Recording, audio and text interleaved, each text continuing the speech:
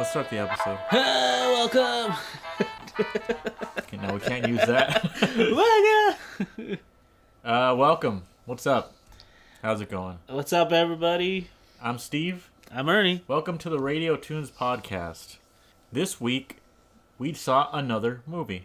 You know, it's funny. It's like Netflix is just feeding us nostalgia. Yeah, month by month. I forget what we talked about last time, but they put up another movie, and they recommended it, and I was like, oh shit! It's like this is on here all of a sudden. They put The Matrix on Netflix. Yeah, the last one was Rogue One, and we just watched that. Yeah, all we were just like, well, yeah, fuck it. And now it's just like, hey, you know what? You might like The Matrix. It's like, first of all, they didn't know that I watched The Matrix probably, I don't know, once a month. Yeah. Back in the 90s, Ernie watched The Matrix like every single day. He was the Matrix fanatic. He really loved that movie. I mean, with good reason. The first one was fucking great. I mean, there's a reason my, Twitter and every single username I have is like Neo Ernie. Dude, yeah, I was going to say, it's like, that's the case with a lot of people. I know a lot of people who have like Matrix in their handle or like Neo in their handle or like... Yeah.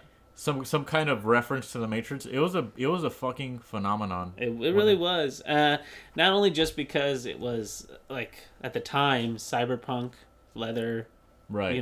Rob Zombie music, all that like really dark clothing that was in at the time. Industrial goth or something like that, and it was all in at the time. But mostly because like that movie in particular, it was like they had such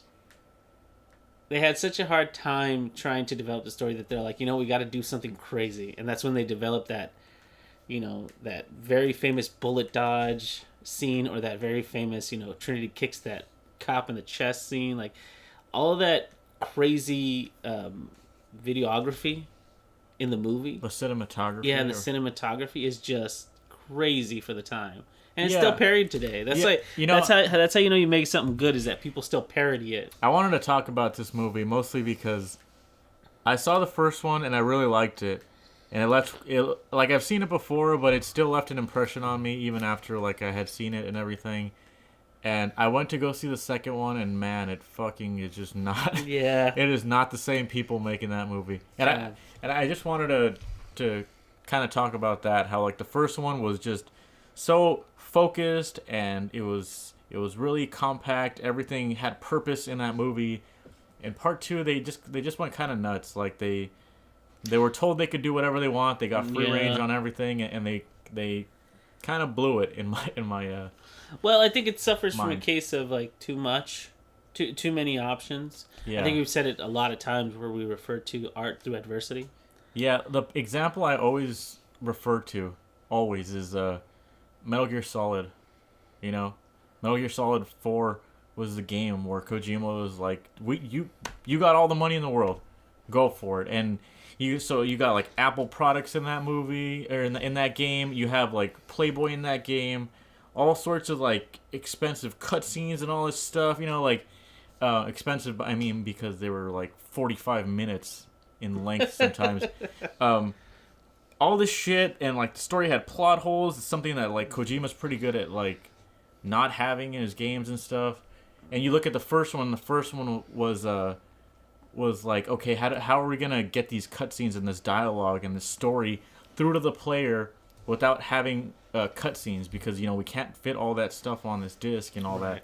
And they came up with codecs, and like codecs just became iconic because of that, right. And a lot of people are some people love and hate that part, but I think because they used it so much, like they made it the central part of it. It was kind of like either you love this or you hate this, but this is how we're going to tell this story. It was also, but it's also like really clever, and that's that's what I mean. It's like if you buy into the codecs thing, because remember you're doing a 3D action espionage thing, but you're using 2D representations in the codec. I mean, it was very like, this is the style we're going for, and like it worked. Yeah, it totally worked.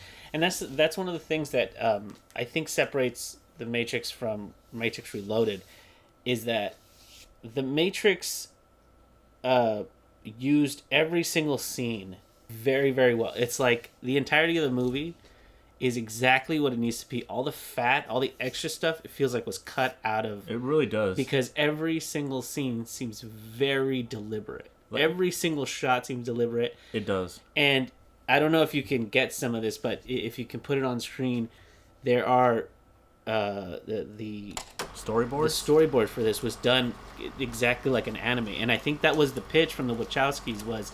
Let's do anime in real life. Yeah, you told me it was like it almost looked like a manga or something, the way it's laid out, right? Yeah, all the iconic scenes that you've seen, like for example, there's a scene where Trinity, in the very beginning, when Trinity is being arrested and they tell her, put your hands on your head, and then you can see the cop between her arm and her head, like there's a space between there, and you can see him coming up to her. Yeah. And there's an illustration of that right when it happens. Yeah, because so it's so like it's perfectly like framed. Yeah, exactly. Everything looks so but purposeful. See, that's the thing. Like just as a overall characteristic of the movie, they use color very, very deliberately. Where every time you're in the Matrix, it's green. Like the whole movie has a green overtone. Yeah. But they establish that it is green is kind of like an evil corporation thing when they show the WB logo and it's all in green. Yeah. And then they go into the world. It's like it's kind of like the Wachowski brothers are saying, look at a big evil studio. Okay. It's controlling this evil world or whatever. Sure. And it's very deliberate. But then once you get out, like once Neo is pulled out of the real world, into spoiler alert. When he's put into the real world. He's not in the real world, spoilers. Everything is in a kind of a blue fluorescent light. Yeah, he has like awful lighting, like natural light or like fluorescent lighting. Yeah, because this is like in the cold, it's like a cruel reality almost. Right, I get you. Because you're supposed to almost feel like, when how sometimes when you wanted to, like when you were a kid, your mom was like, get up, and she threw on the lights. And you know how it felt like almost like, get that light out of here. Sure. That's how it starts. And then eventually it's just like this blue versus green. And blue is always a little more desirable by people. Yeah. So. The intro scene actually was what really caught me off guard. Like, I remember the movie, don't get me wrong. Mm-hmm. But like just rewatching it, I was like, man, this is cool. Like right off the bat, this movie is like filled with adrenaline, basically. And those shots, like those iconic Matrix shots, if you don't know how they were filmed, I don't even know if I might be able to find a picture of this, but yeah, no, definitely you'll find a picture of it. It was basically like a spiraling upward formation of cameras, right? And they all were set to take photos. Mm-hmm. And so essentially what you're seeing is a bunch of pictures animating around somebody as they like slowly move. But it like in real time it's like 1 second, right? Right, it's because like each camera, I believe it's 24 cameras in 1 second. So it's like essentially all those frames are being taken. Mm-hmm. It's like when you do slow-mo, right? You just up the frame rate so that there's more frames in between. So the more cameras that they have, the slower that they can do that thing. But it takes only a second. But yeah, so that's how those scenes were shot, and it's really interesting because you could tell that was made like I don't know if that was a case of like them being like poor or like they don't have the budget to do that. It was very clever of them. Yeah, but think about it this way: like it's the first 10 minutes of the movie, right? What they want to convey is the two things. One is that there's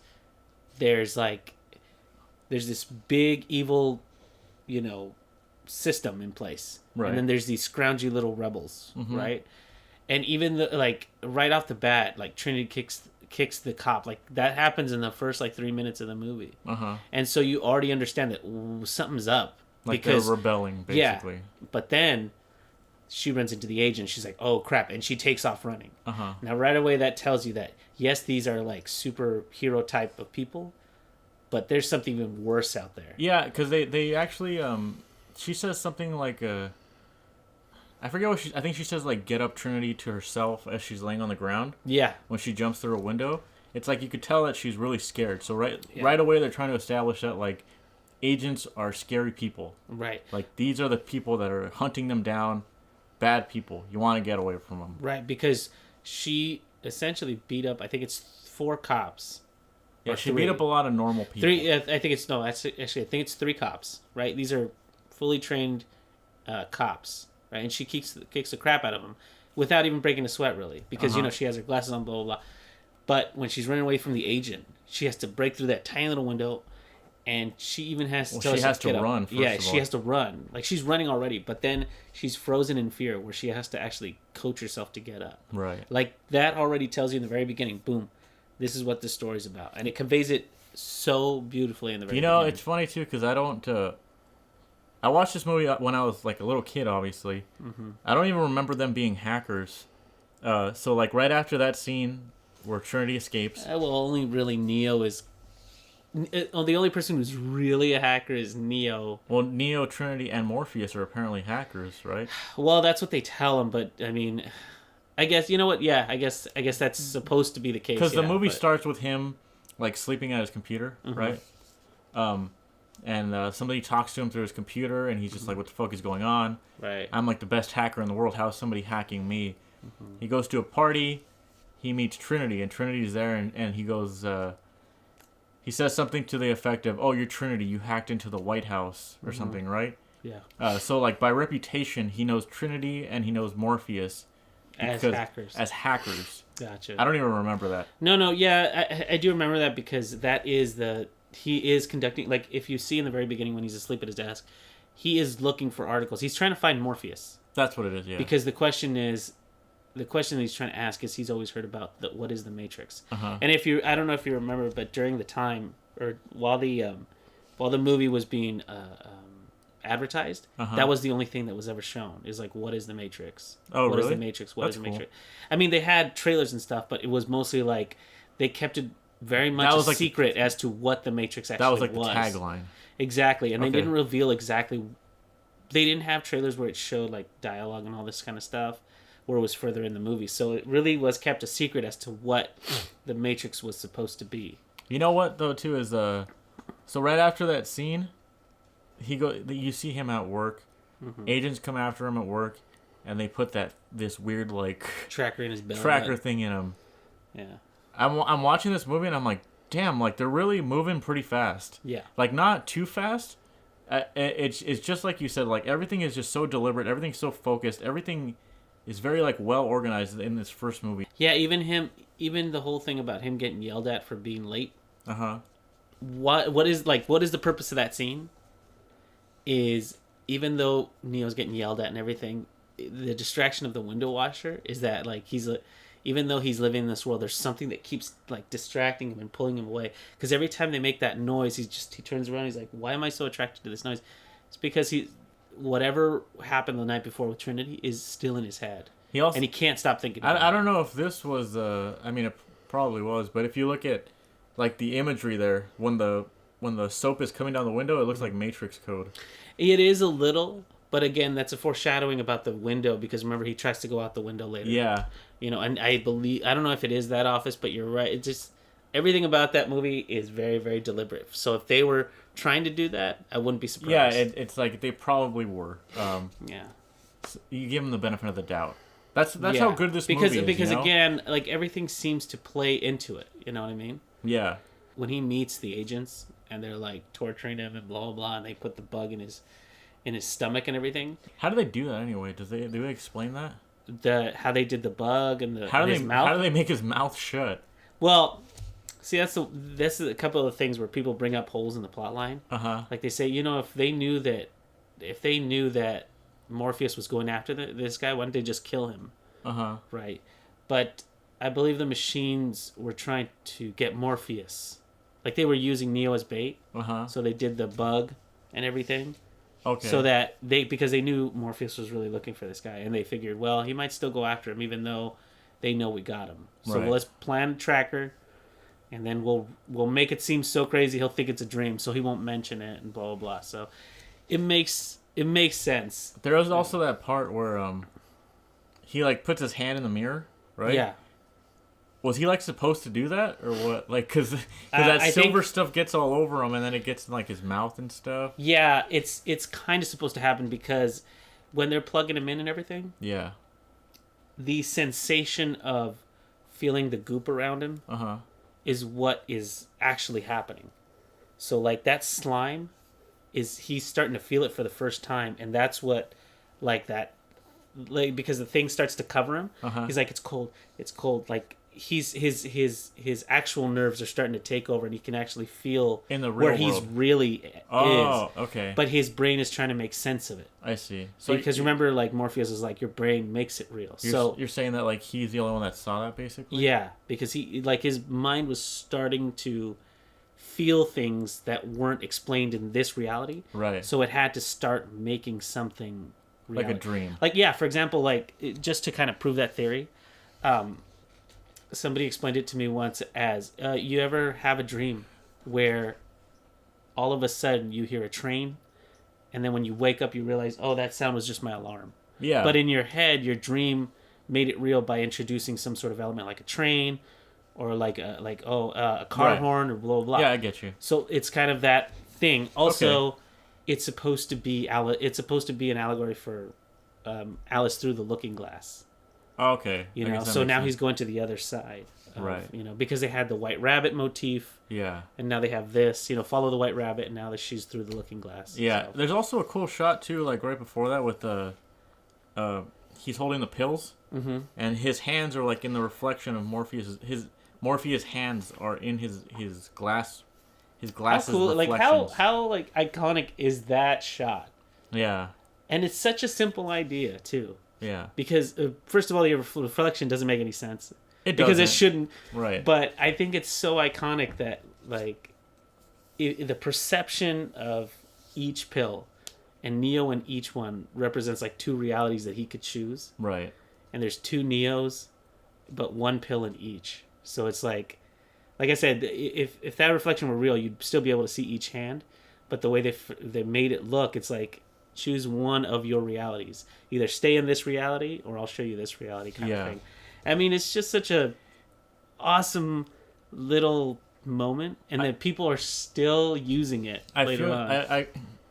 That imagery is still used. Those kind of shots, though, I honestly feel like this is something that they had been planning for like a long ass time. Mm-hmm. You know, like if you've ever if you find the moment, you'll find it like drawn out like an inked in comic book thing. Yeah, like what I'm saying is like it honestly feels like this story had taken them a long ass time to like perfect. Oh yeah.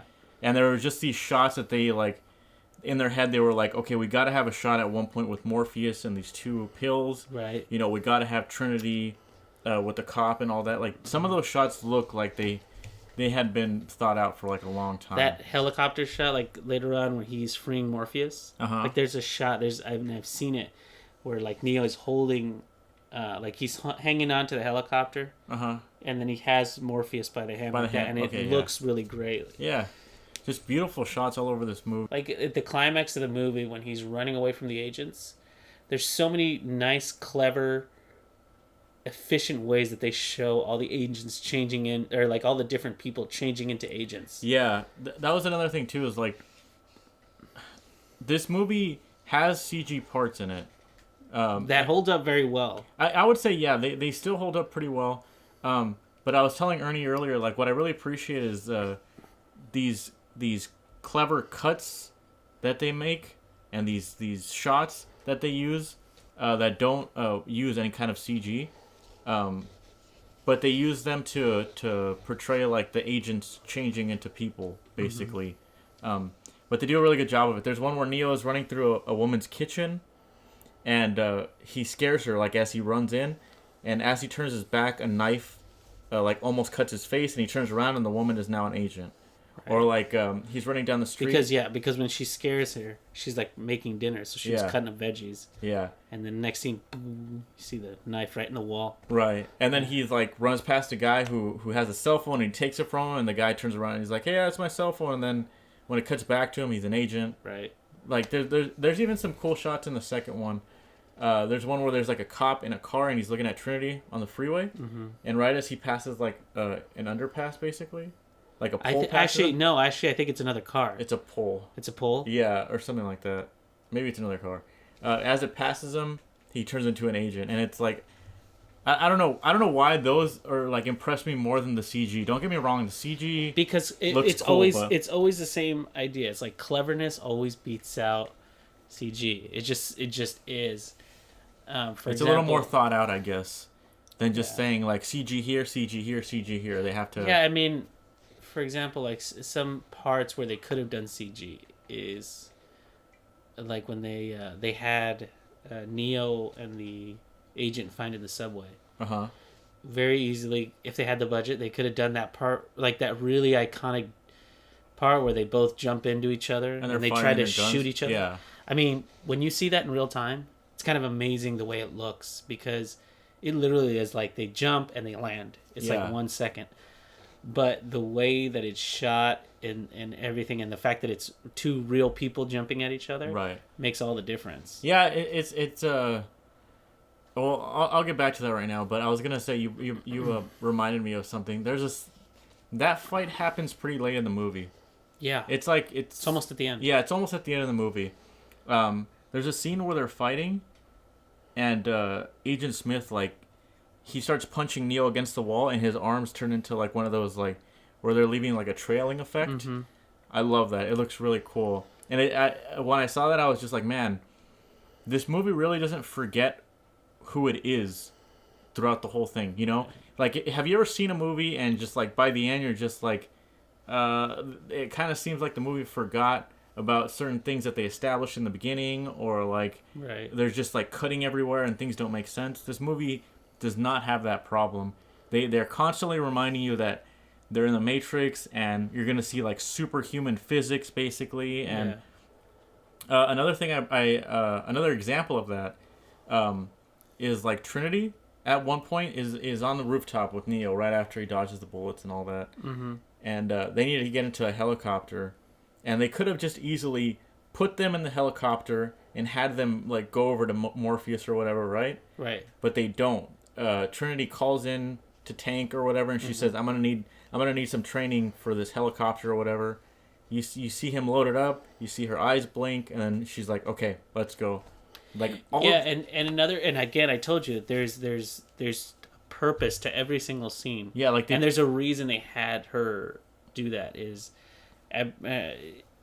for one, they had to have it because that's kind of reminding you that, hey, we're in the Matrix. This is how things work. You know, Neo could have easily called himself and been like, hey, can I get blah blah blah, but the point is to illustrate that Trinity is a much more capable soldier than Neo. Okay. She's been doing this for so long, because it's illustrated in the fact that Neo takes how many guns with him? Yeah. And Trinity took one, right? And so now he's like, can you fly that thing? He's like, pfft. Of course. He's like, give me a second. Boom, done. Right? So that shows, again, Trinity she's not some damsel in distress. She's like a soldier like him. But the other part about it is the whole rescue plan is they're playing the whole thing by ear. And they're doing this because if we were to go from the rooftop to the next scene, it would have been like, was that the plan all along, to get the helicopter? Right. So instead of having that weird gap in time, they're like, oh, okay, they're improvising. They're going, like, they're doing this all, they're just trying to get Morpheus. Right. You know, and that's the point. It does. It drives that point home that, like, they're not doing this. This isn't rehearsed, basically. Right. They're just going in guns blazing. Yeah. Trying to figure it out as they go along. Right. Yeah, it's cool. And I think that's best illustrated. And this is one of my favorite scenes in the movie, because of how much it plays with its own ideas of destiny, of fate, of you know, just the truth and how relative it is to each individual person. Is when they go and see the Oracle for the first time. Or actually, just what she says. She says, she's like, and don't worry about the vase. And then he turns around and breaks it, because he's like, what vase? And he breaks it. And he's like, oh, I'm so sorry. He's like, oh, I told you, don't worry about it. Yeah, and he's like, well, I can fix it. He's like, I'll get my kids to fix it. And she's like, but what's really going to freak you out later is, would you have broken it if I hadn't said anything? Right. Because one event triggered the next, right? She knows everything, basically. She knows everything, but at the same time, she also knows how things are supposed to go. Yeah. And I think that scene is brilliant for a couple of reasons. And this is something I told you earlier. Is the fact that she's an older lady is like, okay, you're supposed to get that she's been around for a long time. Right. Great. Done, because she's old. But the second thing is she's baking cookies, right? And the whole thing about cookies is she goes like, oh, you have to wait. He's like, timing has to be perfect. Uh-huh. You know, and that's the thing. When in the movie, she tells Neo something that triggers something else, but that is not necessarily the truth. But she tells him, she tells him that because if she doesn't tell him that, things won't progress how they're supposed to. Yeah. So it's truth in relativity to what's supposed to happen. Right, because Morpheus even tells him in the elevator, I believe. He says she's more of a guide. Yeah. Her words are there to guide you. She's not there to tell you the truth. Right. She's there to tell you what you need to hear. And also when he leaves, he tells him what was said was for you and for you alone. Right. And, again, she knows everything. She knows that Morpheus isn't going to ask to see, what did she tell you? Yeah. So the whole thing about her telling him, you're not the one, is it's there because it's the final push that Neo needs to become the one. Right. And it's testing the belief of all the other people there. Right, because he wouldn't have gone to go save Morpheus if he thought he was the one. Right. So this is it's like what do they say, self-fulfilling prophecy, right. Kind of. Almost, but again, it's like one of those things where one thing has to trigger the other, or else it won't happen. It's cool too because the whole movie, Morpheus keeps talking about how he believes in something. Mm-hmm. This whole there's this whole kind of like theme that like beliefs are important to people, and I really like that. Not because it's like I'm a fucking religious person or anything like that. I just like it when things are based around like faith and hope, Right. Like, because that's really what they're getting at here. It's like people tell them like, oh, scientifically it's not going to work or this, and Morpheus keeps telling them like, no, but I believe this, Mm-hmm. The Oracle told me this. That's what I believe, and right. If. But he's not a douche about it either. Yeah, yeah, and but like the second and third one, they. Okay, well. Before you go into that, let me finish this scene with the Oracle. What's great also about the Oracle is you're supposed to believe, like the audience is supposed to also, you're supposed to see everything through Neo's eyes. Right. So when you go into that room, the lady who's there goes like, here, you can wait with the other potentials. Right. So right there, it's reinforced that he may not be the one because you're one of several people. And he's like a 25-year-old dude. And all the kids here are probably not even in double digits yet. But one of them is floating blocks. And then the one that Neo talks to, he's bending spoons. Yeah, there's like these little kids in there and they're all like doing wacky shit. And they're all telekinetic or whatever. But and apparently he can't even jump across a building. Exactly. So that scene again is telling you, you know what, maybe he's not the one. Because he just got pulled out. But these kids were pulled out a long time ago. And look at them. Yeah. And when she tells him, sorry, you're not the one. She doesn't say that. She doesn't say you're not the one. Oh, what does she say? He says, but you already know what I'm going to say. And he says, I'm not the one. And then she says, sorry. Sounds like you're waiting, or it seems like you're waiting for something. So she never actually says, right, you're not the one, which I think is something very clever as well. She says, you're number 2. But I think it's just such a great scene that plays with, emotions. It's like if she hadn't said that, like what would, because she had to, because essentially she had to say that to Trinity. Prophecy, basically. Yeah, but she had to say that to Trinity. She had to say that to Morpheus, and she had to say that to Neo for the whole thing to take place. At the end of the movie, they reveal that like Oracle talks to Trinity, and Trinity never says like what the Oracle had told her. No. Right? Until the very end when Neo dies. Spoilers. She tells him like, you have to be the one because the Oracle told me I would fall in love with the one. Mm-hmm. And I've fallen in love with you, basically. And then they do a whole reverse Sleeping Beauty thing. Yeah, so she kisses him and he wakes up. And I don't know, it's cool. I like that love story because it actually works. And it feels real somehow. I put it like it is because it's mostly on her side of things. Yeah. Right. She's the one that goes through the kind of roller coaster of I'm falling in love with this guy, right? Uh-huh. And it's not as great as an Empire Strikes Back when Han and Leia fall in love, because that's a little more that's a way better story. But I like the whole thing about love kind of blooming on a battlefield, kind of like the Metal Gear Solid motif. Yeah. And I like that. I like that it's reversed in that she's the one. she's the one that kind of takes the reins of the whole thing. Like, she's the one that wakes him up from, sleep or right. whatever. Yeah, like I was telling you that earlier too. That's like she's like a strong female character, and they don't really do any kind of like.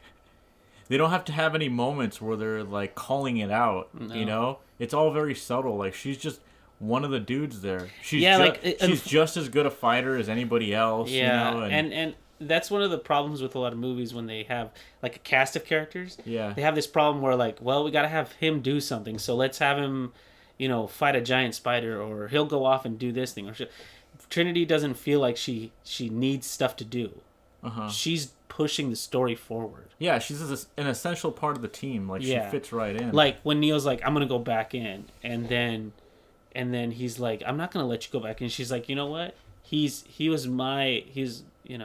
Yeah, she's like, I outrank you, basically. I outrank you. I'm, blah, blah, blah. And, this is my fight. Right. He's like, I didn't need you to give me permission to go in. And she's like, and kiss my ass or whatever. Yeah. She's just a great character. Badass. She's basically a badass. No, she's just a great character overall. And the fact that she's a woman has nothing to do with it. Yeah. And I don't know. I just, like some newer movies that do that, it almost feels like, they're making less of the character if they make them fall in love with the dude or something. Like, I don't necessarily think the love like this one felt natural. Like, the progression of their love felt natural. Yeah. Right. In other movies, I don't know if you need it. I think I still feel like Rogue One was fine without the love story. Okay. I know you have that opinion, but in this one, it just felt like a natural progression. Yeah, I always say that because of this. Like, in Rogue One, I didn't really like the characters, so what, right? Mm-hmm. In this movie, I really grew to like Neo, and I really grew to like Trinity. Mm-hmm. It's like, without sounding too pathetic, it's like they were like my on-screen friends now, mm-hmm. These are people that I know. I've been through 2 hours of movie with them. I want them to be happy, basically, right. And you get that at the end, and that's kind of like rewarding to the audience. Like, right. Like, finally, like, they have love, they have happiness. Like, that's great for them, Like, I think that's something that helps a movie have that, like, feel-good ending, Mm-hmm. Like, I don't know. That's just me. No, it's great. And like I said, the reason you feel that way is, first, you're watching Neo go through his training. Uh-huh. That always helps. Those training scenes are cool. Those training scenes are fantastic. And you know what? To something you said earlier about Agent Smith, when he knocks him against the wall and then he does that like 100 punch thing to his guts or whatever. Yeah. Neo does that to Morpheus when they're doing the training. Right. Like, when he starts to kind of show a little bit of his power. Yeah. He starts to do that same hand thing where he's moving his arms way faster. Oh yeah. And even Morpheus starts, like, his eyes start bugging out because he almost hits him in the face, and then he's able to pull back and throw a punch, but like almost hit him. Yeah. But he does like that whole, mirrored. I don't even know how to describe it, but it's like all it leaves like a trailing effect. The trailing effect because it's so fast. I love that effect, by the way. The agents, when they dodge bullets, there's like multiple versions of them like dodging. I love that. I think that looks so cool. And it's such an easy trick too. Yeah, like it's such an easy trick. Like, we could do it in After Effects. Like, I could have you move side to side and we can do it. But don't challenge us to do that because I'm not gonna. I'm not gonna do that. We don't have a camera, so we would have to shoot it on my phone. But it's such an easy trick to do, but stylistically it works. It looks because really they've already set it up. Because remember, they do that from the very beginning. That dodge, like, they can dodge that way. I started watching part 2, right? Right. Part 2 and part 3 are apparently on Netflix as well. I watched part 2 yesterday.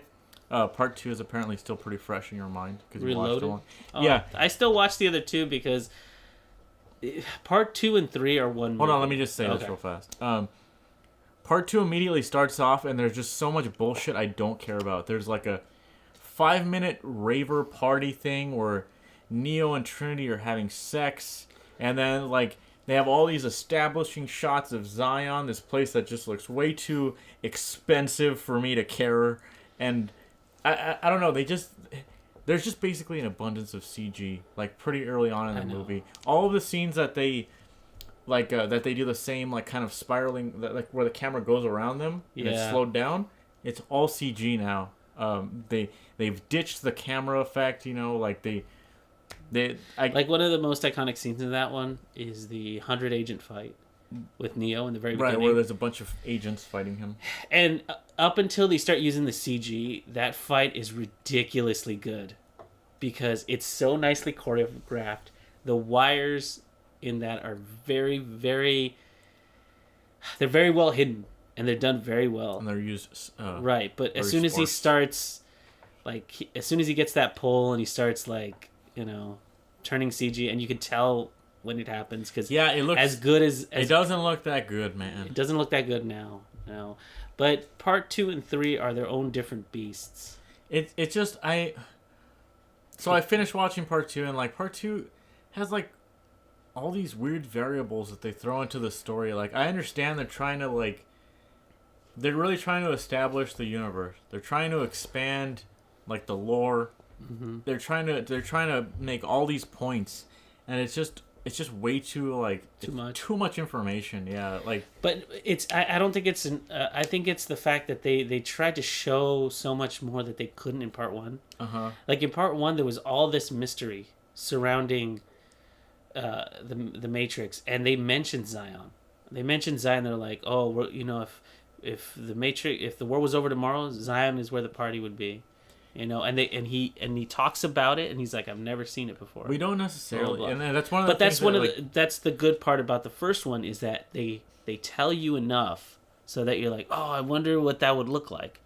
But there's no need for this story. There's no need to go there. Right. And I think, I mean, the fact that they go to Zion is not super important. I think if they have the budget of the first movie and they had to make a sequel, I think part 2 and 3 would be one movie, and it would honestly not have this many like big fucking budget like scenes that were just basically throwing money around. Like, they built a whole fucking freeway, just to film these scenes, and I'm like, I'm not gonna lie, the part 2 and 3 have some of the best actual stunts.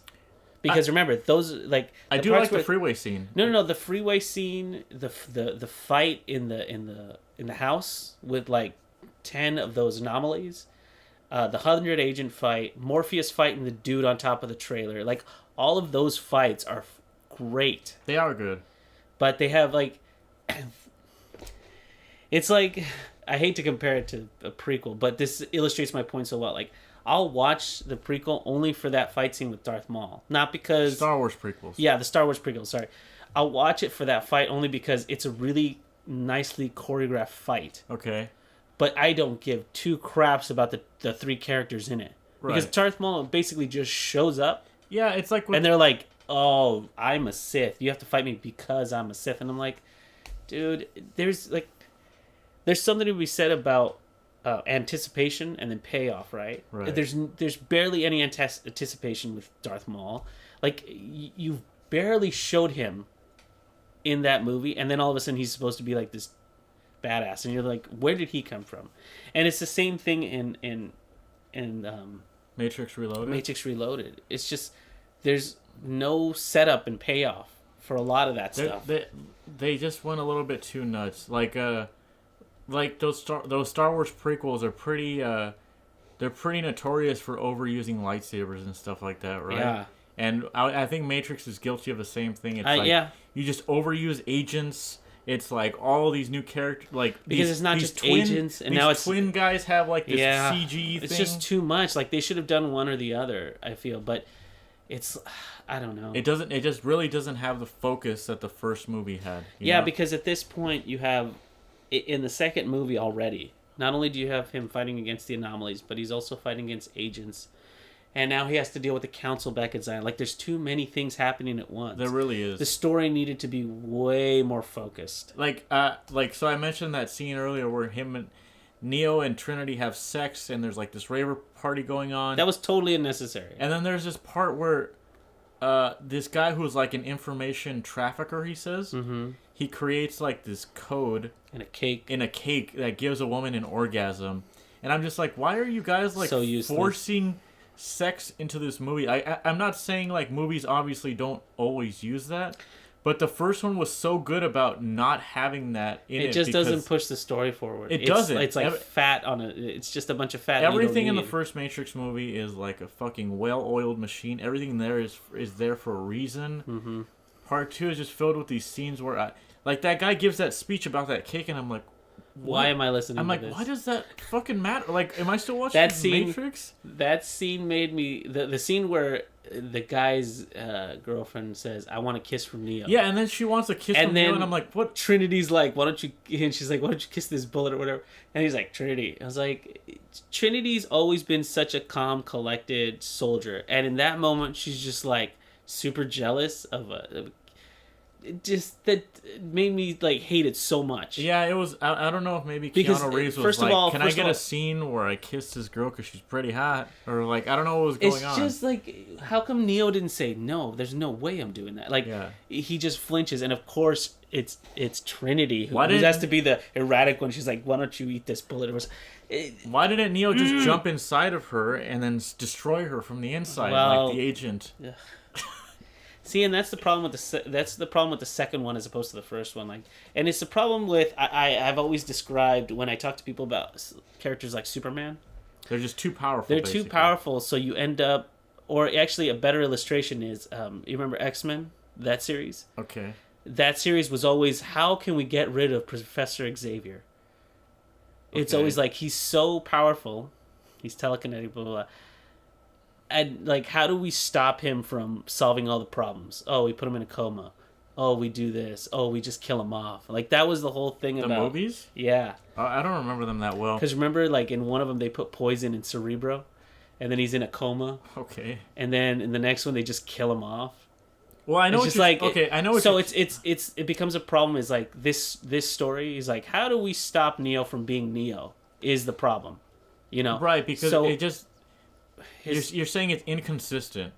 It's not that it's inconsistent. It's that it's a problem that you have to solve, and it's something that you have to solve cleverly, or else people will understand. Oh, you just do. It's like that stupid scene in any horror movie where, oh, my cell phone's dead. Clack. It's like, if you have a cell phone, all these problems in horror movies are solved. Call 911. Blah, blah, blah. So they always say, oh, there's no service. Oh, my phone's not charged. Oh, my phone. Like, you always have to get rid of these overpowered solutions to problems. So it's like, for example, like we were saying, if Neo can fly at Mach 3 to get from, like, the Himalayas to downtown LA to catch Morpheus and the Keymaker in, like, one final blast, if he can do that, why couldn't he get to the door before the twins closed it on him? Yeah, that's what I mean. It's inconsistent. Like, there's parts where, like, he's super fast now and he's not later. Like, there's... the reason I had brought up Superman earlier is because there's scenes in the cartoon where he would, like, lift a boat with no effort. And then there's, like, scenes where he's lifting, like, a giant concrete ball and he's struggling. Like, what the fuck? Like, how does that make any sense? Is he just, like, pretending? Yeah, it's that weird... It's that weird part is, like, once you have a...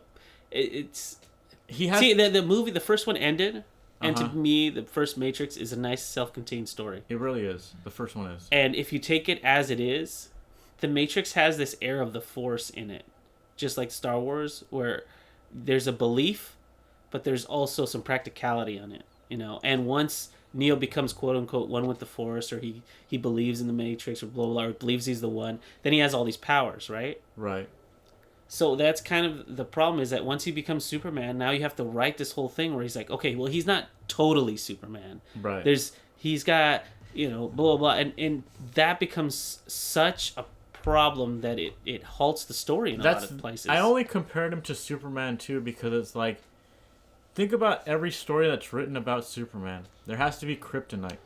It's never not kryptonite. Like, that's the only thing that harms this man. Yeah. So how are you, like think of Smallville, right? Yeah. Smallville is like, oh, meteor rocks. It's like, oh my god, like somebody's got meteor rocks. I remember I stopped watching that because, like, the first season of that was kryptonite everything, right? But the reason I stopped is because at one point somebody plants, like, somebody's trying to gain weight and be healthy. And so they're growing their own vegetables. but in the ground there's kryptonite, and it radiated into things, and so he drank a smoothie that had kryptonite in it. So all of a sudden I was like, seriously, like kryptonite smoothie? Yeah. Like I remember this so clearly in my head. I haven't watched it in a long time. Well, that's what happens. It's just like you have to write it that way all the time. It gets so tiring. Yeah. And that's the problem with the Reloaded and Revolutions is that you have to keep taking Neo out of the sequence, or else he overpowers everything. Yeah, and like they kind of do it. Like I understand what they do. It's like Neo needs to be here. He can't be helping everybody at the same time.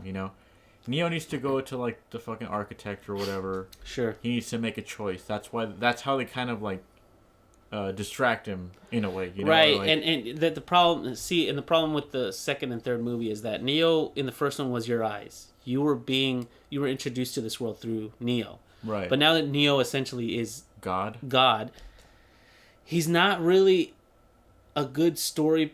He's not a good relatable character anymore. He's not. He's on this new level. So who are you supposed to follow through the movie? That is true. Because like even in the first one, like he dies and then he comes back to life. It's like he's Jesus. Like he's practically Jesus. The Matrix is a Jesus allegory. Let's get that out of the way. It really is, because he dies and comes back to life, blah blah blah. Right. And he's Jesus. But in the second one, like who's the main character in the second one? There's such an ensemble cast, and like who are you supposed to follow? Yeah, you really can't. Like I guess the most relatable character is Link, this guy that replaces Tank.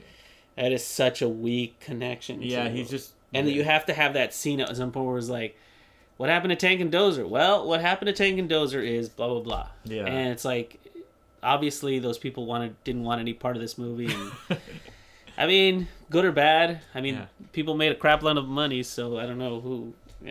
I mean, I would have done it. I don't. And I don't even really want to go down this rabbit hole, as Morpheus would say. But there's a part at the end of the Matrix Reloaded where Neo starts using these powers that he has in the Matrix outside of the Matrix. So that's really... like these Sentinels come at him, and he says like, "No, I can feel them," and so he like stops in his tracks. He turns around, he puts his hand up, and he stops 5 Sentinels, and he like goes into a coma or something. But and then that train station BS happens later on. That's in the third one. You'll get to that right now. Okay. But yeah, I was just kind of like, okay, I think they're getting a little too crazy. Like I understand. Oh, now they're getting too crazy. I understand the story has to go somewhere. Like I do understand that. But like the only way I could really explain that is what, like Agent Smith is now infecting, or is like now leaving something in Neo. Because like that's kind of how he explained it before. Yeah, Agent Smith said, "You set me free." Right, yeah. So the beginning of The Matrix Reloaded, he sends him like his earpiece with the message, "You've set me free." Right. And then when he meets Neo, he sticks his hand in him and he tries to like turn him into a clone of himself. Right. And Neo like resists it or whatever, and so I assume that is leaving something in Neo in the real world or something. I don't get it. There's a lot of interpretation there, and because of how ambiguous the second and third one become, it's a little harder to nail down. Yeah, like especially because the point. Before we get into whole that, I did want to discuss one thing that I think we left out, and that's the bad guy, quote unquote, of Cypher. Right. What about him? I love Cypher because he's a good actor. He's in The Sopranos. Not only is he a good actor, but his story is one that I'm sure happens all the time. Right. With people who are unplugged. Mm-hmm. And it feels very real that these people who get unplugged are like, why did I get unplugged? Because you're living in a crap hole. He has a very good motive. Yeah, I mean, it doesn't seem at all forced. It doesn't and the fact that he is being, told all these lies as soon as he's like, oh, I need you to plug me back in.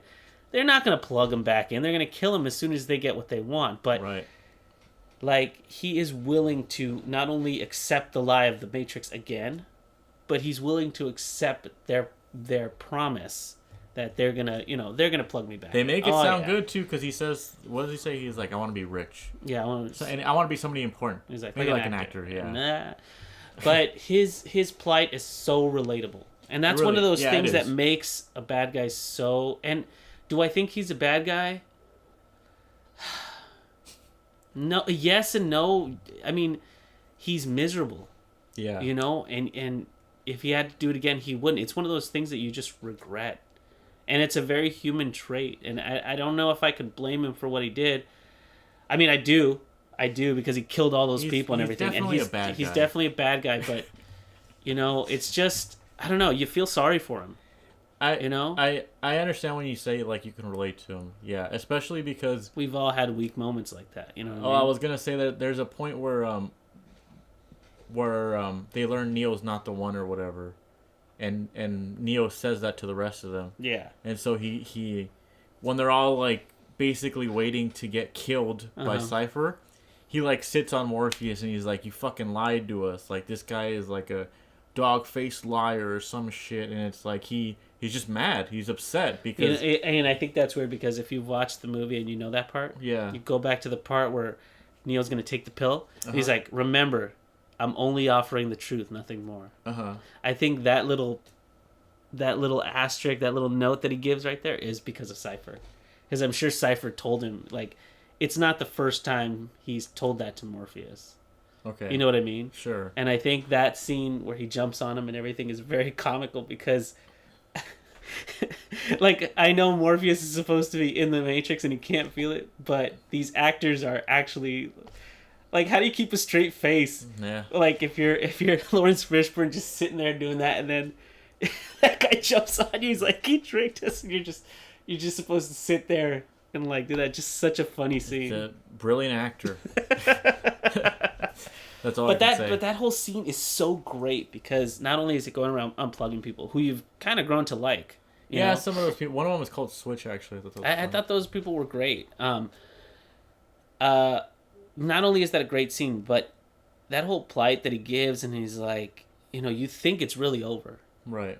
You know, I've watched that movie so many times, and it's very still suspenseful. Yeah. Yeah, it's like, you know, remember that Back to the... You know how like Back to the Future when Marty is driving the DeLorean. Yeah. And then Doc is trying to plug everything in. Yeah. And like all those cuts, and it's so much anticipation that every time I'm like, he's not gonna make it.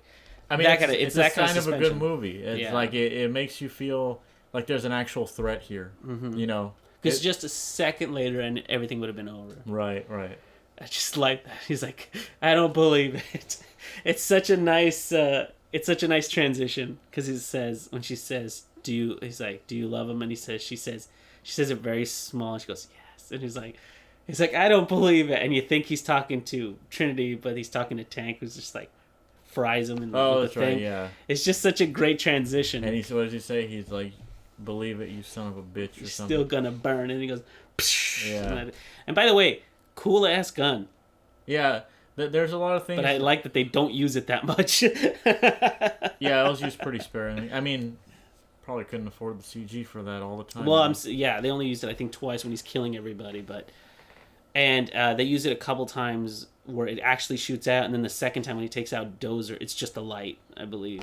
You know, it's funny that you brought up like that moment is suspenseful because I also think the ending of the movie does a really good job of that. So basically, Neo is in the Matrix. He just turned into Jesus Christ in the Matrix, and they're just like, "Neo, hurry up!" And he has to go get the phone because they need to do the EMP that blasts the Sentinels away. And the Sentinels are there, like they're carving up the ship. They're peeling back the top of it, and they're reaching in there, and they're just like the Sentinels are just like an inch away from Trinity right before they turn the EMP on and blow them all away. So it's a really good scene too. And if you notice, like the Sentinel bots or whatever, they try to do as little as possible. They just show the arms peeling things away. Yeah. They don't really show you until and then you see the laser beams and everything. But the actual heads are kept pretty obscure. It still looks pretty good though, I gotta say. No, it looks great. Yeah. I still buy it. You know what I mean? Like with any movie, the problem is like suspension of disbelief. You have to believe everything that you're watching, right? Right. And I still buy it because the whole thing is lit in such a way where, you know, the shiny chrome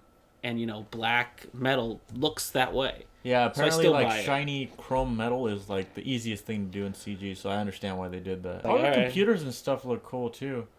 I mean, yeah, I like the whole motif of the code. Yeah. I think that's Who really... didn't have that Matrix screensaver back in the 90s, you know? Oh, man. I remember when that first came out, I was like, oh, this looks so dope. She's like, finally, I get to have the Matrix at home. And you know what? It's great that they don't really explain how the code works. It's kind of like that thing in Star Wars where it's like the Force. They don't really... in the OG ones, they don't really explain the Force. Yeah. And that's great because then there's a mystery to it. Yeah, some things don't need to be explained that much, you know, like... And the same thing with the Matrix. Like, he's like, oh, you can see the code. You say blonde, brunette, blah, blah, blah. And they can read it. Right. Somehow. But we was like, oh, man, like, we don't need to read it. That's why I had thought, like, they're all hackers then, right? Mm-hmm. This is just some language of code that they can read. Well, that's the thing. Like, hackers in the real... In the Matrix are dealing with literally a computer, but... They're hackers in that they're hacking the Matrix, which is a whole different, beast. You know what I mean? Yeah, it's a whole different structure. Which is why, I think they when we were having that conversation of are they hackers, is like, are they really hackers? Because it's just like they're hacking the Matrix. With I don't know. The blah blah blah. I have no idea. But you're gonna hate the last one. You're absolutely gonna hate the last one. I remember watching that fight scene a lot as a kid. Because, one thing that really did stick in my mind from when I was a kid and stuff was the music. I always really liked the music in The Matrix. They did a really good job of, like... there is some licensed music in the first one. They have Dracula. And, I mean, that music feels necessary. Right, for the look. Right. Because it's like, hey man, come out with us. Yeah. And these people definitely listen to Rob Zombie. Basically. No, but like the purpose of that one is to show like this huge world and then Neo is cowering in the corner. He's just like, I don't give a crap about this world. And then Trinity shows up. The end is Rage Against the Machine. Right, because it's come on. Yeah, and that's how it ends. It's Rage Against the Machine. Get it? Yeah. It's the machine. Blah blah. And, it's I was gonna say like the original music they made for the movie. I always really liked. They did a really good job with that. I think it's kind of like that John Williams kind of thing where like that movie becomes iconic to that movie. The music, yeah, the music becomes like what? It becomes iconic to that film. Like when you hear that music, like that tone, you can definitely tell. Oh, that's Matrix music. Yeah. Like sound design in general, like the way they use like dial-up sounds, or like they use like phone like that sound. Dial-up thing was told as like, we don't really use modems anymore like that, and we were using, I think that at that point DSL was a thing, so it was less dial tony. But I like that they still use the motif of old technology being used in futuristic ways is just like, for example, you have to use a phone to get in and out of the Matrix because it's hardwired. Okay. And then when they're getting Neo out, there's a part where you see that there's a phone with like a thing on it where it's dialing to get his... Like a rotary phone. Like there's a whole motif about that throughout the entire movie.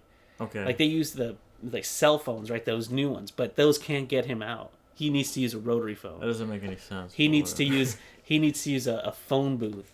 He needs like all these kind of hardwired things. Is like when they cut the power, they literally cut the little wire to get. Mm-hmm. It was like there's a lot of motif, and like for example when he goes into rooms, there's old looking TV sets everywhere. Right. And it's funny because every TV set that they show in that movie is just a little hidden. There's a little hidden nugget on it. Like there's huge giant rabbits when he goes into the when he goes to see the Oracle. There's giant rabbits on the screen. And it's like follow the white rabbit kind of thing, and he's still kind of leading himself to that. And then when the agents are chasing him through the buildings, on the screen there's an agent pulling a gun on him. Oh, okay. So it's just a bit ridiculous, but okay. Yeah, it's great watching that movie again because you find all these little tiny nuggets. I told you this too earlier. I was like, instead of watching the second one, let's just watch the first one again. I think that movie really lends itself to a rewatch, like multiple rewatches, because of the way they foreshadow a lot of the things at the end, and every time you watch the movie, you get something new out of it. I think far. Yeah, I've only seen it like 3 times, but even the like the philosophy behind the whole thing. Mm-hmm. I think it's cool, like the whole thing about like, your beliefs are important. Mm-hmm. Basically, like don't give up on your beliefs. That's that stupid scene where they're gonna go see the Oracle. And they're talking about philosophy and everything, and he's like, "Hey, I used to eat noodles there. I like the noodles there," and it's just like, did you like the noodles there? Because it's like something so mundane, and then you're learning now that he's like, no, you really didn't have noodles there, right? It was all part of the Matrix. I do remember, but it's just like something about his normal life, that is just passing him by now, and that's why even that stupid little sentence that you think they could have done without, is like that's a reminder that he just left his entire world behind. There are all these little details that really sell you on this world. Yeah, it all reinforces the same point. There's actually there's a line in so they get Neo into the car. He's bugged. He has that thing that the agents put in him in his belly button. And the woman pulls the gun. The woman with the white hair. What's her name? Switch. Mm-hmm. She pulls a gun on him and she calls him Copper Top, because later on in the movie, Morpheus says that humans are basically batteries to machines. Mm-hmm. So it's almost like, oh, okay. Now that I've seen the movie, I get this little reference, this little like almost like this racial slur, like, you know what I mean? Like that's cool that you get. I love that scene where he tells him, he's like, he shows him the battery. It's like, into this. I was like, how much did Duracell pay for that? Yeah. I love that there's so many references to these these storybook. Like the storybook motif is so good. Yeah, like Wizard of Oz, Alice in Wonderland. It's the same thing with Star Wars. It's like they're not necessarily the most original movies, but they really use a formula that's been proven to work. Like the Star Wars is just like a coming of age tale, and you can use that again. But it's just like they've dressed it up in a different way. Yeah, and like when directors get too much money or when companies get too much money, they get too cocky, and they try to go off the they try to basically break all the rules, and it just doesn't always work out. I think a lot of things have suffered from that. Matrix Reloaded and Revolution definitely, because they were trying to make this big world, and I think I've already said this, but they try to make this big world and make you feel like, dude, there's so much in this place that I don't even know about. Zion, the Matrix, and there's kind of an inkling where there's an outside of the Matrix, but still in the Matrix area. That's where these anomalies have existed, and blah blah blah. Because both the agent and the anomaly, Agent Smith goes like, I know where I was supposed to go, but I didn't go there. Yeah, and ran away. I was like, so there's this whole back area. And there's basically a lot to the Matrix. Like they even have the Animatrix. Yeah, and the thing is, that's great. It really is that you want to do that, but it's not important to this story, so don't include it. Yeah, you know. Okay, the last thing I'll say about this is that I'm very, very glad that they made the Matrix with the budget they had. Yeah. Like I'm so glad they didn't make another movie before that gave them a bunch of money, and then they made the Matrix afterwards. I'm glad the Matrix was made in the time it was made. Like it just felt like it was meant to be, basically. Right. Like what do they say? Lightning in a bottle. Yeah. Like because the Wachowski brothers have made other movies. They just haven't had this kind of impact. They made V for Vendetta. I remember liking V for Vendetta, but it's like nowadays they did Jupiter Ascending or Jupiter Rising or something like that. And you know what? The thing about the V for Vendetta, which we can go into later, because I really, really love that movie. There was already a storyboard there. No, yeah, like so there's the source material was good. Yeah, like, don't get me wrong. Yeah, and they can tell a story after it's been kind of laid out for them. Right. And I think The Matrix was an original story. Yeah. And then that was their comic book story that kind of just followed the beaten path. Or like that was like all the scenes were like, you can look at the book and you'd be like, oh, that's the scene where this happens, So the story was already there. But they did a great job directing, nonetheless. But now, that's what I'm saying. And we should say the Wachowski sisters, not the brothers, because now they're they got sex changes. So they're but they just haven't made a hit really since then. But but just real quick, my point before was like, You look at a movie like Jupiter, Ascending Jupiter. What I forget what the fuck it's called. Is that the one with? It's Mila Kunis and some fucking really attractive dude. I don't know what his name is. Is that the dude from 21 Jump Street? I don't know, but all I was gonna say is like so much of that movie is CG. Yeah. You know, like if they had swapped places, like if let's say they did V for Vendetta, they got a bunch of money from that, and they did The Matrix like now, like fuck, it would have suffered so much. Like it would not be the iconic movie it is today. It would just not. And what's really funny, and this is the last little like trivia thing I'll say, is I think this might be a very well-known factoid about The Matrix, but originally they brought Will Smith in to audition for Neo. Hancock. Yes, Jim West. Right. Agent J. The Fresh Prince. But I think it's like in some alternate universe, he was in The Matrix. Uh-huh. And I looked up an article before we started the podcast, and he said, when I watched the movie with Keanu Reeves' performance, right, he said, man, I would have messed this up. Yeah. I mean, if you were... So nothing against Will Smith. I mean, Jada's in the second one. Jada Pinkett Smith. Yeah. She looks cool too. I like how she's dressed and stuff. If you what if they would have gone Will Smith and Jada Pinkett as Trinity? You know, like Will Smith is. I mean, it's. Maybe it could have worked. The thing is about this movie is like I feel like Keanu Reeves was like built for this movie. Okay. Because he has a certain way of acting, which a lot of people are like, that's not acting. He's just talking like a machine. You know, it's like, you know what? In this movie, makes sense. It's funny that you say that because Matrix was one of the first movies I saw with him in it. Yeah. Right. People would always talk shit on him. Yeah. And like I never knew why, and then like later on in my life I saw like Bill and Ted and stuff, and I was like, oh, okay. Like to me, he's Neo. You know, like he'll always just be Neo. But you didn't like Bill and Ted? I just had never seen him play like a goofy role, and I guess that's what people mean is like beforehand he was kind of like a stoner film kind of actor. You should first of all, he's more action because he was in a movie called Point Blank. Okay. And then he was in Speed, like with Sandra Bullock. Okay. All these, I believe, these all predated The Matrix. The Matrix. Then he was in Bill and Ted. Like that was his early days with Bill and Ted. Yeah. And then he started doing Point Blank and like doing these action movies. And then I believe he did a really serious role. I think it was Hamlet or something. And people were like, "Dang, he sucks at acting." And that's why they were like criticizing him. Like Point Break. Is that what you're saying? What did I say? Point Blank. Oh, sorry. Yes, Point Break. Is Point Break the one with Patrick Swayze? Yeah, where they're surfers, but they're also like that movie sucks, dude.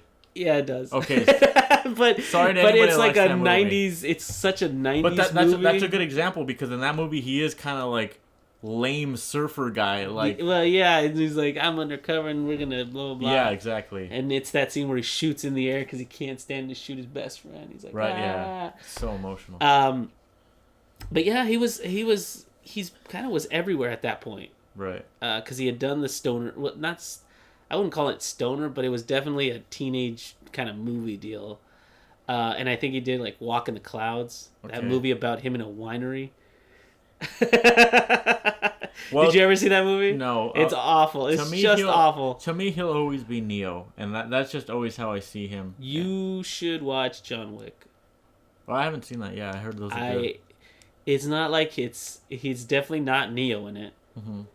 But the movie is great. Yeah, those movies have good ratings. So yeah, I'll definitely. But I think the last thing I'll say about The Matrix is it's one of those movies that definitely stands in its time period. Like it's the 90s to the 2000s because it was 1999 when it came out, so it was leading us into the new millennium kind of thing. But it's one of those films that I think even if you watch it now, it totally holds up, it's such a nice.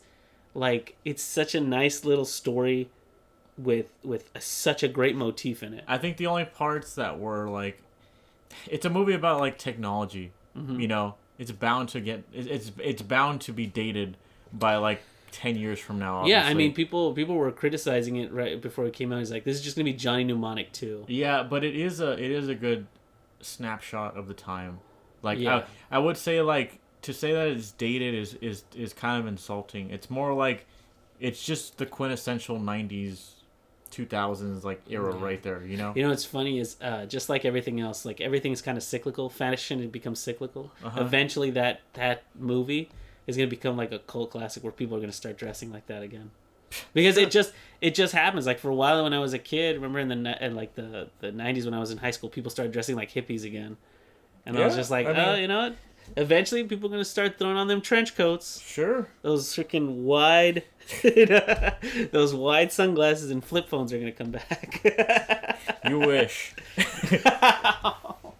All right. Well, that just about does it for this episode. Yeah. Any final thoughts? No?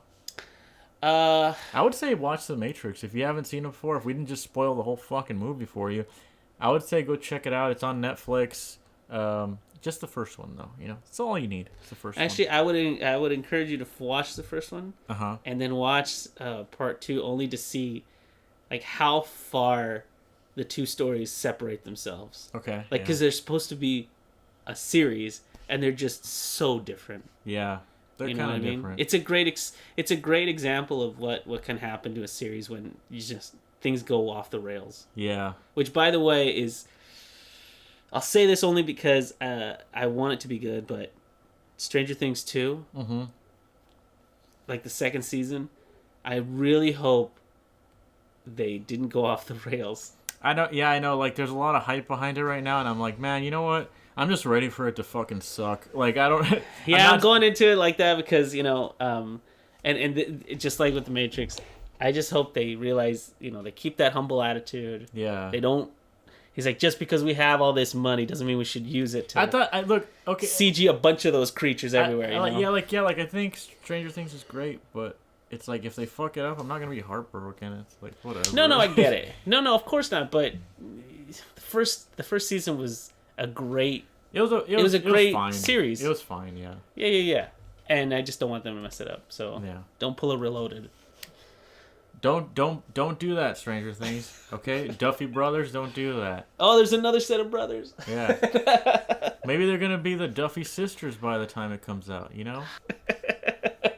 All right. Well, anyway, that does it for this week, guys. See you next week. See you guys.